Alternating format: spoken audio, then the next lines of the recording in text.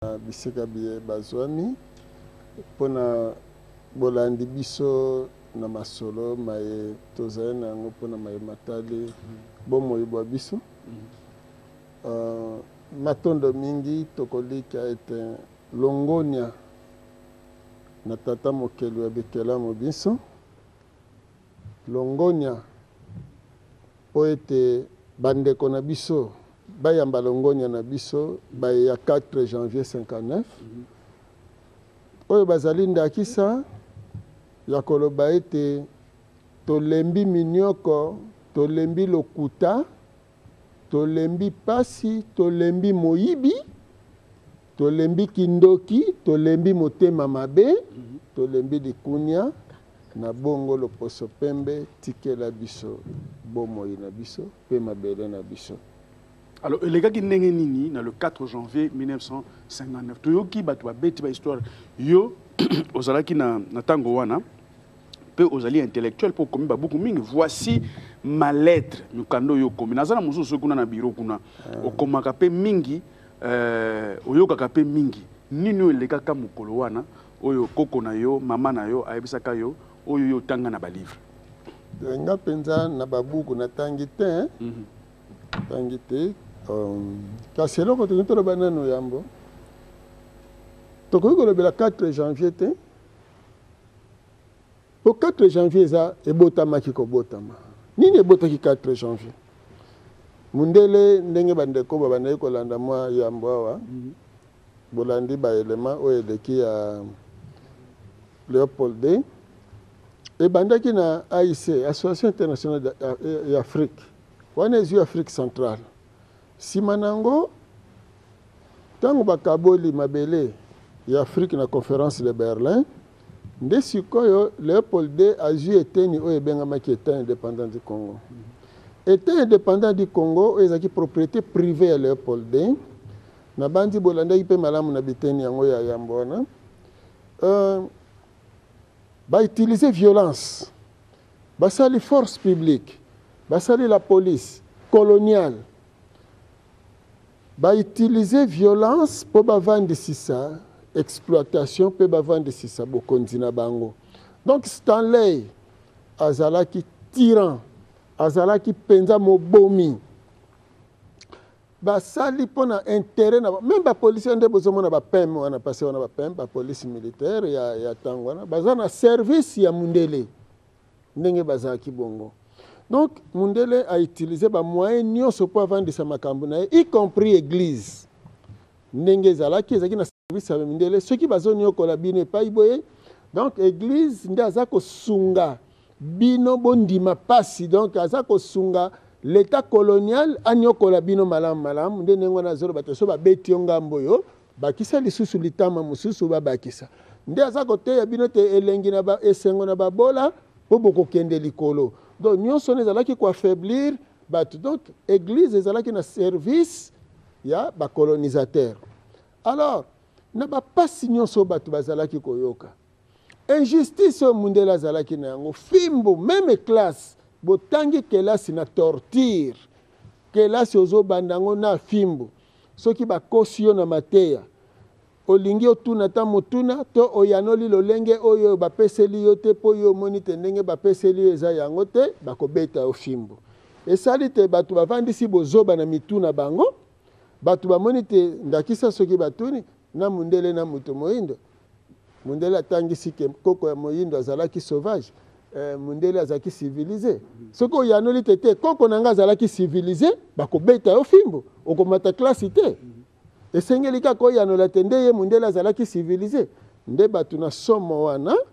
babandi meme kotikela na bana na bango bozoba na lokuta yango esalaki sikoyo te neleko moko kolandela pomba te colonisation eza continuité kaka ya esclavagisme nzambe lokola convention na colonisation ngo ezalaki conventionnel elingi koloba eza likambo ya boyokani mpo biso tonyokolaki mindele. Alors esalaki te na 1921 Mfumu Kimbangu atelemaki ntango Mfumu Kimbangu atelemi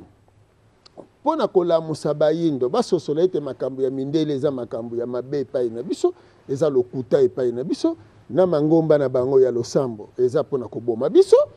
na misala na bango administration na bango mibeko na bango makambo nyonso batielaki biso ezalaki mpo na intérêt ya bamindele na banzela na basociété nyonso ezali kaka na intérêt ya mindele toza na basalaire te toza nde na barente de survie donc bapesi yo mwa makoki mpo koka kobikela na yango kasi bomoi ezali te mondele akovanda na esika ya malamu na kalina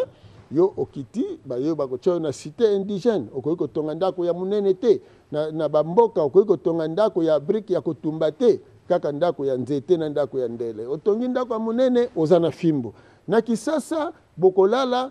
19h30 20h boke kokota pona kolala bamoni yo na libanda fimbo eza kozela yo sans payer eza kotambola sans payer eza motuka oyo ezali kokanga bato na bapokwa wana do sans payer lingi koloba okofuta te donc moniokoli ya motindo na motindo alors mfumu Kimbangu atelemi na 1921 po alamusa makanisi ya bayindo koloba te ntango na biso ekoki ntango mfumu Kimbangu atelemi awa mpona kolakisa ete ezalaki likambo ya mabongisi ya tata ke likolo na se na Amérique Marcus Garvey mpe atelemi alobi biso bayindo ntango na biso ekoki mpona kozonga na Afrique epai na biso alors mosala oyo mfumu Kimbangu asalaki ekotisi conscience kolamusa makanisi ya bayindo mundele akangi mfumu Kimbangu boloko ya liwa kasi asali mibu tuko misato sima mibu tuko misato nde mfumu Kimbangu azongaki na mokili ya molimo banani bakangaki mfumu Kimbangu église catholique parce que ba prêtre nanu bato bakendaka nanu liboso na nkamba kokende koyeba nini mfumu Kimbangu aza koteya nde bongo sima bake kosala rapport na bango epai administrateur ya territoire oyo kosala sikoyo ke bakanga mfumu Kimbangu basambisa ye na wana ba chef coutumier na biso na bato bazaki na boko bazaki wapi pouvoir na bango ezaki neutraliser to boni boyebi yambo na yana na ba chef coutumier ezana likambo moko eleka ba chef coutumier fo boye bakaboya ba chef coutumier d'abord bazaki ba chef de clan chef de clan chef de terre bakolo mabele parce que mabele o tozai nango tozako hériter yango progressivement ba mabota ndenge tozo sala sikoyo tosali pe organisation na biso donc chaque chef oyo aza likolo aza kokonza baninga na ye na mabele na ye pe na mabele na bango moko pe wana baza bandeko na bandeko bandeko na bandeko presque partout sikoyo ntango mundela ye ndenge balobi proclamé le 1er juillet 1985 que les sols et les sous-sols appartiennent à l'État. Donc bayebisi que mabele elongwe ya bino et comme il y a l'État wananan belge et comme il y a administration belge alors chef de terre chef de clan bazalaki obligé à céder mabele et pas ya mundele soki te babomi yo et mundele akamati épée apesi epai ya ba chef o boyoka mbele lulendo ezali mbeli pona oboma ndeko na yo to oyo nyonso akoloba ete mabele kokoma ya mundele te ba chef médaille baza ko médaille ba chef na kolatisa bango ba médaille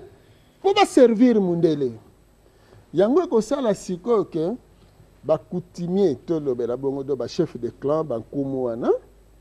ba hérité sikoyo bokonzi ba servir ki mundele ole ba servir mabele na bango parce que mabele tikala kisu ya bango te comme mundele soko ndimi ko servir mundele te bako boma yo alors le 4 janvier 1959 botozo kendi kuna mais ezana tina to sala récapitulation mo ndambo ya histoire neteni wana po bato basosola kake lelo pouvoir coutumier ezana tina ezonga il faut remplacer administration parce que administration nde bomi po omoni ndakisa administrateur du territoire azali administratif yaza kolo mabele te nzoka coutumier azali chef de clan pe chef de terre donc bakoko bakundami bayokelaka chef coutumier donc chef de clan chef de terre nkumu par rapport il y a administrateur du territoire. Si vous administrateur du territoire, il y a administratif. Logique, il faut administrateur du territoire. Soit tu es administrateur du territoire, il faut avoir la chef de clan. Aux hommes, ton kumu, kolo mabele parce que lelo mabele ezo produire biso te ezo livrer biso secret na yango te pona nini toza desouder na mabele na biso donc mundele nde mutakoma kolo mabele na biso na soutien ya église oyo ezoloba ke biloko ya mokili eza na ntina te bokokende lola alors nazoya parce que même mpo nondima ngo fimbu kaka na religion ondimaki biloko wana fimbu donc torture ezalaki partout même na musala même soki olembi bakobeta yo nakosepela mingi parce que boza émission Notre Congo mikolo mosusu bokende na musée na Mongalema mpona kolakisa bato ndenge nini mosala mabe Stanley ya sala parce que chemin de fer wana bozoloba chemin de fer le Congo ne vaut rien pour la Belgique sans ces chemins de fer. Donc, bakanisaka ke Congo ezo valoir eloko moko te pona Congo. Ce qui chemin de fer ezate. Nzoka ezo valoir eloko te pona ba Belge parce que kokoma na matadi pona kofongola nzela parce que nzela ezalaki te. Alors pona kofongola nzela il fallait kobuka mabanga. Bakoko na biso ba boma bango nesika wana tina niveau bakoki kotia yo ke balati yo ba dynamite et batie do explosif bati yo esika mabanga ezali pelisi meshe opanzani na mabanga misuni wana bayebisi bandeko no balia donc souffrance ya lolenge wana alors esaliki na éveil yo mfumuki mbanga memaki esalaki bato ebele basosola mais malgré ça lokola esalaki ke na bonkumu na nyonso esi ebebaki Mundele armée parce qu'il faut comprendre bien que l'armée coloniale est un service ya Mundele est un service na bisoté ti mais quand même quelques-uns conscience les anakati malgré mibeko parce que d'abord elo que zo baby sabato tina lelo même ndenge tozonyo kwa maboye ezali problème nini système okoki kozala ozana mayele pe ozana conscience mais ceux qui bati yo ne bonga et loko ko bebi sezali mobeko oyo ko appliquer parce que ce que le sol et les sous-sol appartient à l'état bambuma makaku na matonge na mbile sobe na mayebo zwa na yo na tangwana la terre appartient aux autochtones na bakutimier na bankumu mais soki kaka diamant et monani wana or et monani pétrole monani le sol et le sous-sol appartient à l'État. Alors, Nathan Wana, Bodimbisi, Mundele, a eu pour exploitation. Alors, nous et Salaki Bongo, éveille à conscience et yeko salani. Tant on peut mukimbango à zongis qu'on a mokila molemi. Ce qu'on a côté n'angambo spiritualité. Pour mukimbango a qui a plaidé cause ya bayindo que sans politique, mutomwindu akobikate. Parce que elle spirituelle pour mukimbango alongi. Si il faut longa sous na elle politique pour à diriger mboka na ye. Yango sale siko ke création ya Abako oye bandaki na tata Nzezalandu comme association culturelle simeko comme parti politique. Baeko tia Mbutakasa comme président ya Abako parti politique. Après Nangambo Mususu Mbutalo Mumbape batelemi pe biteni wana siko eloko nini ekoleka poto koma na le 4 janvier na préparation spirituelle ezalaki ete il faut toujours indépendance na biso normalement vers les années 60 61 il fallait batu bazala déjà akolamuka na kati ya batu akolamuka mokili ya molimo asi a préparaki déjà groupe moko ya batu oyo bakoya kosala pe musala wana à part bako déjà en 1936, parce que les Cambouya Vita au Bomonaka Vita ezali équipe ou ezali scission entre équipe ya Mindele na équipe ya Bayindo. Donc équipe ya Basango parce que Basango bazalaki bakolo Daring ezalaki lokola mwana ya Daring ya ba Belge. Non ya ba Belge parce que Daring de Molenbeek ezaki kuna na nini na Belgique. Nde basali Daring wana awa ya Basango. Dragon ezalaki équipe ya ba frère na Boma na Matadi. Avant il y a comme na Dragon de Bilima non? Dragon Bilima. Rouge jaune. Voilà. Sikoyo V-Club eza équipe oyo ebimi tang bakaboli bango na nini na na daring donc basali renaissance donc lokola mbotama ya sika basali renaissance sikoyo eza lokola équipe ya bayindo yango bokomona vert club ezalaki na ebandeli nango noir vert bazolaka oui noir mpona kolakisa boyindo yebaza mutavea wana nga nazolobela makambo ya bitumba bayindo nazosembola bato mpo boyeba parce que vert na blanc ezolakisa pembe ezolakisa mundele noir ezolakisa motu mwindo vert etikala na katikati wana mpe bomoni église kimbangisa alataka vert blanc donc vert ya mfumu kimbangu pembe ya mundele et soki vuvamo alati vert noir jaune noir ya bayindo jaune longengo oyo ekongengisa mokili moi nde longengo alors sikoyo vert club ntango abimi bokomona ke bato ya pusu bato abemisala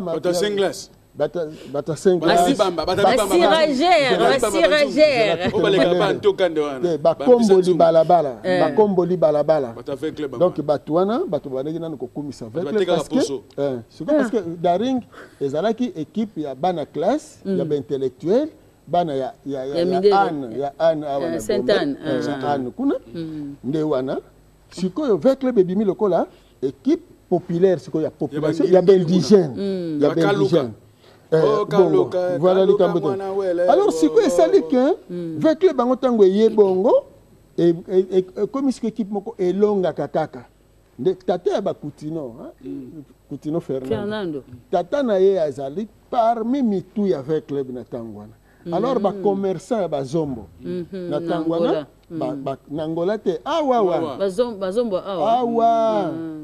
baye sikoyo bapuye vert club baportugais mpe baye bakoti nde sikoyo renaissance wana ye kokoma parce que azali kolongalonga kaka nde aye kokoma Victoria Club donc club de victoire alors na lolenge kaka wana bana mbongo parce que bato mbongo bakoti mokonzi ya terrain parce que alongaka kaka kolo mabele omoni sikoyo aye kozwa population ebele ya bayindo abako majorité bakongo Kinshasa mpe ezalaki majorité bakongo ozomona ntango wana bien ke bikolo mosusu bayaki mais lokola Congo central eza pembeni awa pembeni alors sikoyo ekosalemake na 1958 conférence eleki na Accra badirigeant politique ya Congo mpe bakendeke sikoyo bambuta Lumumba bakutani na Kwame Nkrumah Sékou Touré Papa Thomas Kante nani Kasavu bakendaki te Kasavu bakendaki Thomas Sankara non Daniel Kanza bango nyonso bakendeki kuna batata Kuyena ezali Kuyena tata ya Kuyena Munzita bango nyonso presque bazalaki kuna alors na bozongi na bango il fallait sikoyo kolakisa lisusu population malamu le panafricanisme ezani yango esali ke le 28 décembre 58 Mbuta Lumumba atenaki meeting awa na Victoire ntango Mbuta Lumumba tenir meeting alobi siko makambo ya indépendance elamusi makanisi ya bato makasi siko bakongo balobi babi mais ndenge nini ye Lumumba awuti na kisangani wana ya kosala meetinga bongo biso bakoloni tikisasa biso bako tozonga nsima biso mpe foto sala ya biso nde wapi sikoyo abako ake kosenga nzela epa monsieur Torder pona la gouverneur ya ville ya Kinshasa pona base autorisation ya meeting bango pe basala meeting na bango le 4 janvier 59 na Imika bapesi bango autorisation lokola ezali ke likambo ya nzambe eza na kati na mokolo yango mpe kaka baprogramme match na association sportive ya Kinshasa donc ASKIN ya Leo Kut Asleo abongisi masano entre 20 club na Mikado siko eza équipe ya Sabena donc Sabena eza société d'aviation ya Babelge mokolo yango ka wana sikoyo ntango bakomi na veille donc samedi ya dimanche wana donc samedi le 3 janvier mindele baye koraisonner balobi bon soki Lumumba asali meeting eningisi Kinshasa ye moto akisangani bongo tango Kasavubu akosala ekozala ndenge nini il faut bo interdire meeting wana ozomona nzoka sikoyo tango bazosala bamuso babike Lumumba palingaka ya na meeting wana po ya koloba ndenge pa utelaki kuna na Accra te wana eza ba commentaire Les commentaires sont libres. voilà. Voilà. Alors sikoyo esali que ba sympathisant ba bundia bako ba ke meeting ezali alors dimanche wana na tongo ba na imka kondo président Kasavubu avandi na ndako na ye wana en face ka wana ya imka na inja numéro 1 wana azaki wana batu déjà population sieye ba bisie que meeting ezate batu bazeli azoyate ti suka nango na ba vers 10h 11h aye si bango ke non meeting ezate pona nini ote mindele baboyi mais bokitisa mitema ekozala nango prochainement donc lelo baboyi mais bakopesa biso autorisation bon président Kasavubu bazonge epai na ye po azalaki ne moto akimia ayebisi bandeko non bokitisa mitema mais population wana esepelaki te bazozonga na koyimayima tokoti phase déjà après midi wana match siko na stade na Tata Raphaël wana stade Roi Baudouin avec club à Poli contre Mikado basali bango kanai siko ne ba Poli match yango wana match yango na ba Poli tango ba Poli papa Makengo nesika azali longoni apona ye bobengisaka bango ya chaka debi papa Nzinzi ye pazali ya chaka bimoko et mingete wana nde tombokisaki siko bato vita pour faire club akoki kopola ni équipe basango ya banani ya ba Nzinzi bazobeta na Mikado oui papa Nzinzi azalaki joueur ya Mikado bango na papa Makengo na uti kotanga wa bon na ngambo avec club il faut kotanga ba papa Brazos mokolo ngo pa zalaka ba papa Kwete bazaki mo ebele alors batu ya avec club basiliki na défaite wana tango babimi siko bazozonga ndako bakutani siko na batu ya bako wana mobulu nane bandi nango te siko balingi bayeba Kasavubu alobi nini kolandela désordre eza na kati na ndenge bamindele basali biso injustice neti na stade kozonga batuni Kasavubu alobi nini mpona indépendance na biso bayoki te balobi Kasavubu alobi te mpona nini alobi te ote mindele baboyi voilà esika décision ezwamaki ke en tout cas bato oyo il faut bakende alors omoni moto wana ya stade ya ba supporters wana ya vita déjà déçu le fait que bapoli baza na kanda baye kokuta mindele baboyi na bato ya bako oyo bamitombokelaki déjà me basaki mobulu te alors moto epeli nde siko babandi siko balobi bon faut tokanga nzela en tout cas mundele akoki koleka te awa alors esali ke monsieur Brazampinto azaki quoi faire awuti sikoyo na nini na Kalina aki belge monsieur Brazzaville aza portugais monsieur Brazampinto ndako na ye ezali na juste na balabala Simba na coin wana alors monsieur Brazampinto azoya na tukutuku na ye azaki na mastor donc revolver alors tango bayindo bakangi nzela aloya asani abeti bango masasi nde tango abomi bango nde sikoyo ye wana foncé vers quartier na bango Foncobel alors yango ekoya kosala sikoyo ke bayindo batomboki mpo balanda epai Brazampinto akei et puis quartier Foncobel ezalaki quartier oyo bamindele bazalaki baportugais na baespagnol bazalaki wana bacommerçant nde tala sikoyo oyo esengaki ke mundele na mokolo wana akovanda awa te il faut akende oza koya tia misapi boye bimisa loboko libanda soki loboko eza pembe yeba kaka te okokita pe okobetama alors mokolo yango basangisaki na basango mpo balobi te na basango lokola bazalaka complice alors baye awa na Pierre awa na commune de Kinshasa baye ti na Paul kuna na Barumbu donc nyonso bapandi Eucharistie, bilamba basango bamemi yango, basango mususu batumbi bango mandefu, balesi bango makayabu na pilipili, mais ezalaki somo mokolo wana. Alors bakei na côté ya nini ya quartier Fokobel wana, donc tolobani kozwa biloko na bango to biloko oyo babi biloko boyiba ko eza biloko na biso bomengo na biso yango na pesa biso botutu to biloko bato te bongo ya yibi pendant combien de temps na kanisa tali papa kusa lobaka 100 ans ya nyongo oui hein bazana nyongo elo ni bayibi te pa biso tata nde monsieur Brazan Pinto wana yango na kosenga leta esika wana na balabala Simba batiango mémorial lelo 4 janvier bana na biso basalaka pèlerinage esika wana nzela oyo ekumbaka tina stade Tata Raphaël balabala wana babengango avenue de l'indépendance na victoire wana batia symbole ya victoire de l'indépendance bolongo la place de l'indépendance na Gombe indépendance ebundamelaka na Gombe te quartier place des évolués.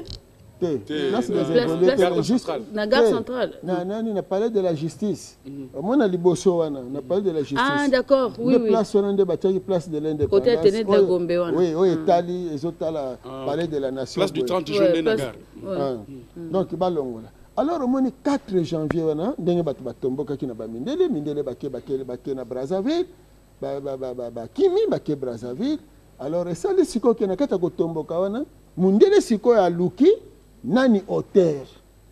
azate parce que même président Kasavu bazalaki commanditaire te président Kasavu bazonga ki ne pa na mais siko yo il faut ko luka ndenge nini ko neutraliser bato yo nde moni siko bake ko sala poursuite na ba dirigeant ya bako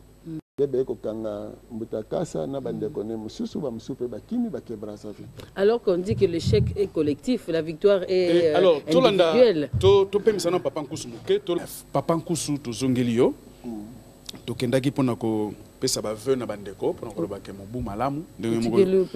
mo biso biso ke kolanda manaka ya mondele kolandela manaka bapaya ya bapaya na tombeli bino mobu malamu Castor qui peut kolka ko sosola ko eba tango nini na mouvement Vuvamu bango ba célébrer c'est encore lingala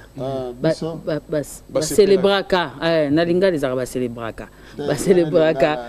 francisé ba sepelaka mobu mususu mwasika ezana ngongani mobu mwasika tango pe mbula ebanda konoka ya sika mingi ezaka na sanza octobre na manaka bapaya octobre na manaka bapaya parce que boyebi même bango tango basepelaka oyo ya bango eza nini bauti na hiver enyokoli bango siko balingi bakota na moi nde siko bake kosepela babandi periode ya sika biso sikoyo touti na elanga sikoyo bapoussière banzete kauki bamakasa banyama bazangi biloko akolia bantsombokila ekoteli biso bamayanzi tout ça. Alors tant bambule bandaka konoka na septembre wana potokota octobre sikoyo mabele ezwi kimia nzete kasa ya sika ebimi tango wana tobandi mbula ya sika po mbula ya sika bambule bandi lisusu konoka nde tobandi mbula ya sika mais faut kobalisa calendrier na nature. Alors Papa Nkusu pona yo esika wana ya emuta nini koyo koloba po lobeli balabala wana oyo oui, on a gagné le baba comme ça balai bien 1920 combien voilà 1921 acheminé na biso je pense que ba téléspectateurs ba sosoli penza malamu li solo ndenga kenango to akoba na esiko ya telemaki pour que to sili s'appelle 4 janvier ngo 1959 esika wana to ça boni po bana voilà esika parce que histoire ndenga na baike bolongo la place de l'indépendance na Gombe bocha place de l'indépendance na quartier Rankin. Na quartier Kalamu. Na commune Kalamu. Justement na quartier Matonge. Kalamu plutôt voilà. Donc il faut bola kisabana bwengo. Po ezaki ndako ya président Kasavu besika utaki. Pona akende ko apaiser ba militant ya bako. imka ezali esika meeting ezalelaki il faut bokoma wana il faut bolongola bamagasin boti wana ezali place moko historique boye na rond-point Victoire makila liboso etangelaka place wana na station essence wana donc ole botia place des artistes place wana baartiste musicien bolukela bango esika na bango mosusu epi nani quartier nini Matonge il faut elonga cité d'ambiance parce que on va passer comme balabala Victoire te pas que elonga ou longa qui Victoire wana ya force publique Victoire à force publique. Oui, mais donc pour nous il serait mieux balongola Matonge comment Matonge quartier cité d'ambiance cité martyr quartier de l'indépendance parce que au moins tant mutazo kota il faut milimo wana ya indépendance c'est ça na kati na ye boyebi neti lelo par exemple to pesanda ki ça y a le 30 juin et le 4 janvier nana boti le 30 juin et ça 4 janvier mais 4 janvier bo sepela quand on a méditation. Par contre, botier accent makasi na le 30 juin. Or, na le 30 juin, molimo revendication ezate. Molimo revendication ezali le 4 janvier. Journée penza ya indépendance na biso bonga le 4 janvier. Bana bazo tanga ngona bakela si bana bazo sosola. Parce que lelo, au moins 4 janvier, lelo, batu bazo finga 4 janvier. Batu baza kobwakela ba martyr ya 4 janvier soi bazo niata ba martyr ya 4 janvier na lolenge nini mutu nyonso oyo andimi ingérence ya mundele na mabele na biso ele ko afingi ba martyr ya 4 janvier abafoué musala bango basalaki église nazoya église catholique ayeba malamu rôle nini ajouaki na époque coloniale et lelo nazo senga na bandeko na biso ba yindo ba abbé ba évêque oyo baza na kati ya église catholique ba comprendre que baza ba congolais et na tango baza ba congolais ba kokite ko continuer ko servir mundele pona b'intérêt ba poche na bango na tango oyo ba yindo bazonyo koma parce que le 4 janvier parce que bolingo beta di solo comme il faut to ju indépendance bozu ba livre oyo mindele ba komi nde bozo tangisa bana na bakelasi nde sika wapi bana bozo mona ke ezala baba même animateur politique bazo kokate kokumba bino na bonsomi pona nini mundele tanga moni événement 4 janvier asala kini bino kokata zinga ki maboko te mundele tanga moni ke ba profaner tina église a comprendre ki ke même na religion na e ba comprendre ngo eza mabe pona biso mais faut pas penser que na leur wana ezala bayindo pe o bazalaki na kati ya catholique ba mon pe ba telemaki parce que ba ezalaki ba ileo bazalaki ba malula bazalaki o bazalaki lo ba que non en tout cas tozali batu mwindo to na catholique mais makambo boko sala ya malamu te na ba révolution mususu na ndeko moko oyo ke koko na bango alingaka zala sango bango bazako lia ba mikuwa mindele ba kolia misu mais mukolo moko révolution tombola sana nzunga mikuwa wana asopa yango ba bengana ye pona oui en même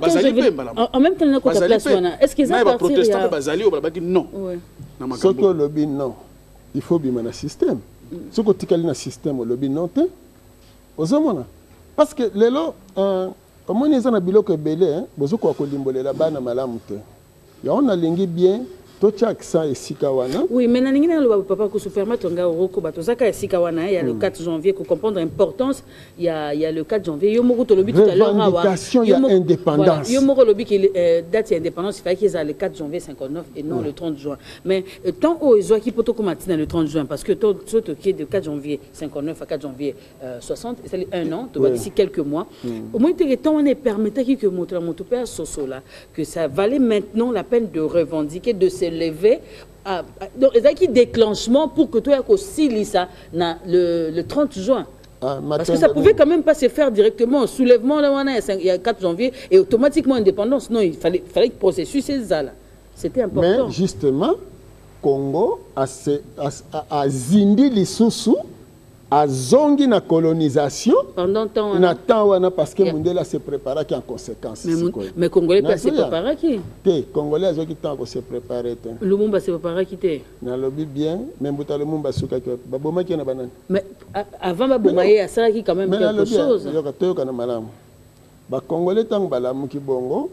population a continué qui ko revendiquer indépendance na il faut tout chango bongo na mitu que malgré Mundele nenga kangi batu ya bako, mais esenga ki siko population a goûté déjà indépendance, donc a commis la liberté, azo banga sou Mundele te. Voilà. Siko Mundele a se préparé pour azongi sa Congolais na libulu. Ako bandela nanani na ba Congo. Omoni baye kozwa tant bakangi Kasavubu pour kende ko samba. Hein?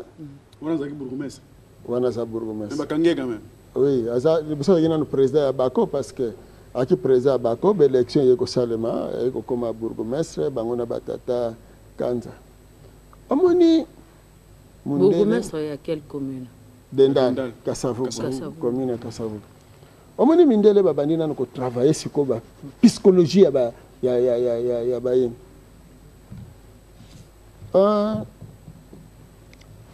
Nini basali 4 janvier 59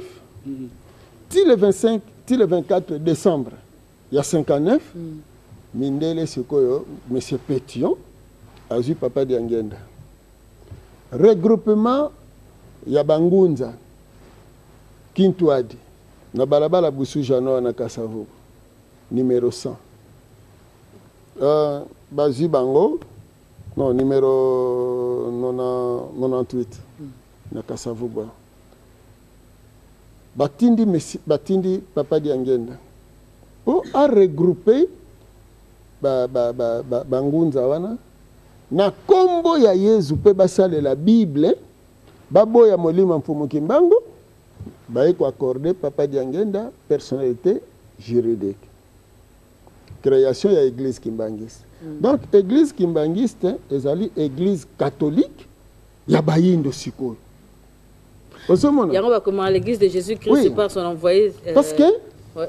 Mundela yebaki bien que batu nyonso sikoyo bazo kima église catholique et bako kima sikoyo foi ya Yesu bako zonga na foi ya mfumu kimbango. Et tant bako ya il faut baya kokuta sikoyo nini Bible o bakimi. Po yemo ko simo kimbango bandaki pene ko zana Kristo.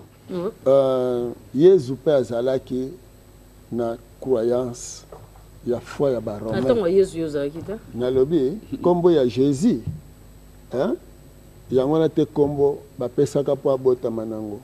Kombo ya kobotama na ye ezalaki Emmanuel, Dieu parmi eux. Mais Jésus eza kombo ya ba Romain, soko yoki retis ris recta populis eza ba Romain. Lokola ba Romain bazalaki konza Israël, nde wana bapesaki kombo wana kuna. Tozana na te tozolobela makambo ya indépendance. Tozonga na 1959, le 4 janvier. Ndenge wana sikoyo Mundela monaki ke tant siko réclamation, revendication indépendance comme qui makasi a vu siko ba dirigeant politique entre-temps kaka neteni wana a créé ba parti politique na ye neti ba Konako ba parti ya papa nani Bolikango Jean Bolikango donc ba parti wana ba Puna donc ba parti wana nyonso misusu ezalaki ba parti alimentaire na ye alors il fallait que longola ba dirigeant wana politique tout près ya soutien ya population na bango donc il faut qu'on meme bango na Belgique yango na moni conférence ya table ronde et que ko salemela na Bruxelles musika bazalaki quand même toujours na pensée ya Congo parce que leur Lumumba tikalaki bango nyonso balabaki te Lumumba tikali to sangana ka jamais tozo yokana il faut Lumumba za matondo mingi wana yango wana babengi coalition boyokani bomoko tango bango bakomi balobi conférence ezali soki Mbuta Lumumba ete parce que nini ezalaki po Mbuta Lumumba kende te na tango wana Mbuta Lumumba azalaki na prison na Kisangani Mbuta Lumumba bima kaka na prison kuna ndenga auti na prison bapesi kazaka na nini kaka kuna mbala moko akei poto donc il faut bososola ngo bongo po bandeko bazalaki kuna na bomoko basengaki bongo siko Mundela saleni tango Mindele tango bakei kuna bon kaka délégation ekendeki bazwi siko ba musicien congolais Kale Jeff en tête papa Brazos Kondo Vicky Longomba na ABC bino ezali programme ya Mundele parce que musique oyo Kale Jeff azobeta eza na tendance ya ba Mindele musique ya Luambo ils ont une tendance ya folklore à boyindo. Il faut boyer bakabilo kwa nani. Parce que mundele azana mayele na yo. Alors siko amemi ba musicien kuna bakeko sala nini kuna bokeko bongisa makambo ya mboka. Babilo ambo boya kina ya lobaka okende. Te nazo ebisa bino ezaki manaka. Soko moni mutalobi ndenge wana, omoni ebisa bino ke tango likambo elekaka mutabandi ko tsesko mo ba matungulu na banini. Souci ezali to yebisa. Pona nini ba memi conférence à la table na Bruxelles, alors que revendication indépendance c'est au Salema na Congo. Ah bah dirigeants belges bazala quitté, bazala qui bazo coloniser awa. Mais justement baboy parce que awa bozana appui à peuple na bino. Nzoka balingi faut ba isoler bino, ba éloigner bino pour bozala na complexe d'infériorité. Et tant ba komi kune loko nine lekaki. Nanu babandi kotambusa nanu bayindo na bapoussoir wana do moni mutu mundo akoma na poto te donc azomona poto donc azomona mundela tindiki ye donc azomona eloko mokana siko basani bazwi ba conseil ya mindele baye ko entourer sikoyo ba congolais wana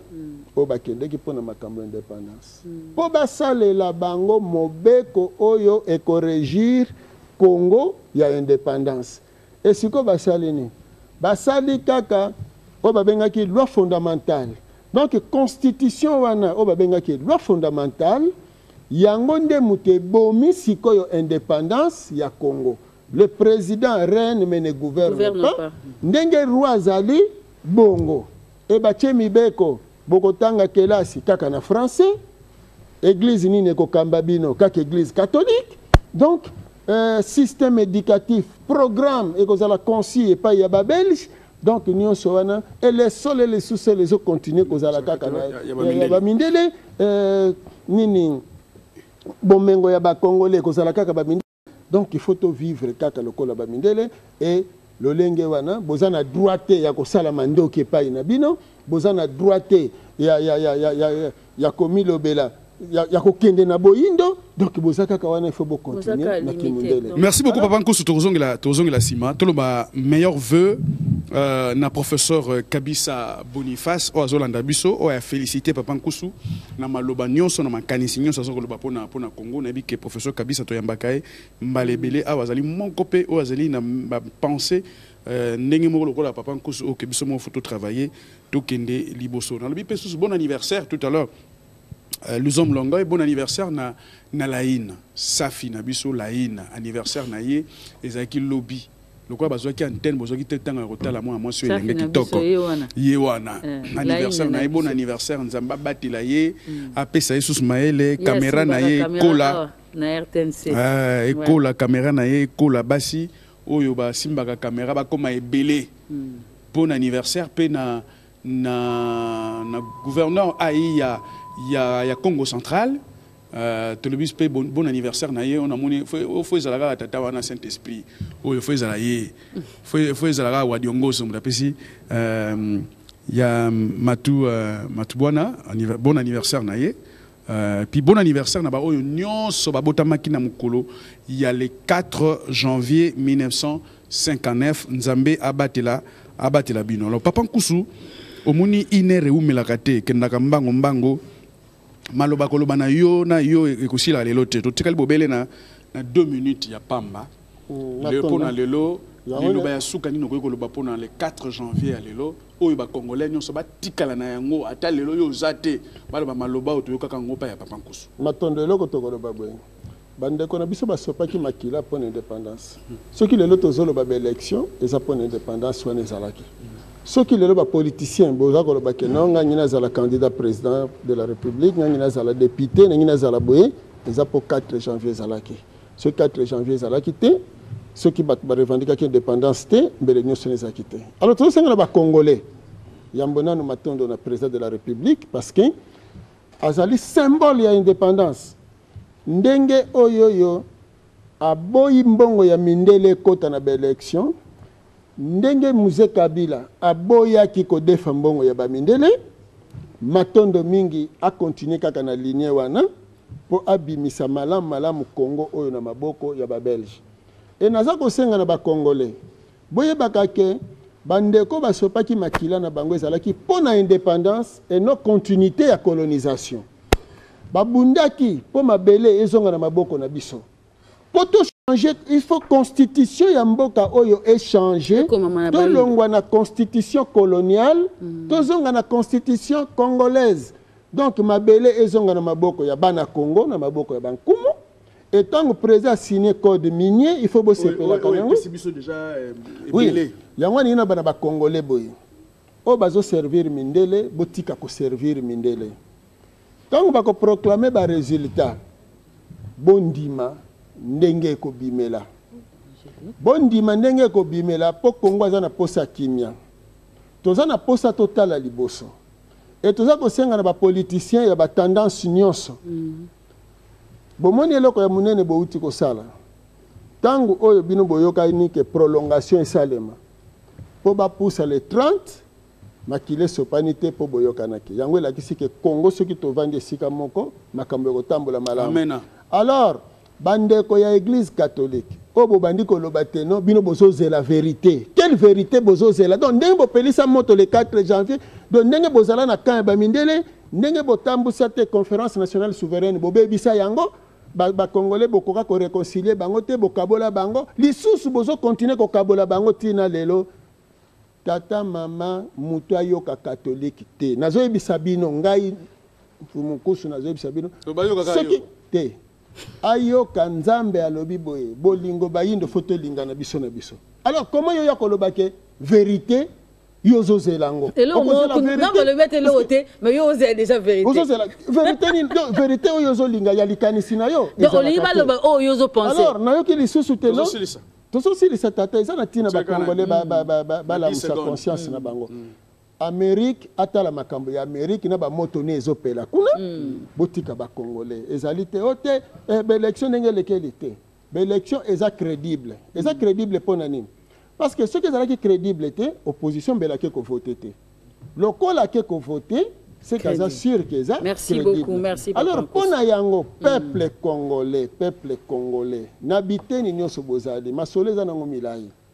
boluka nanu kimia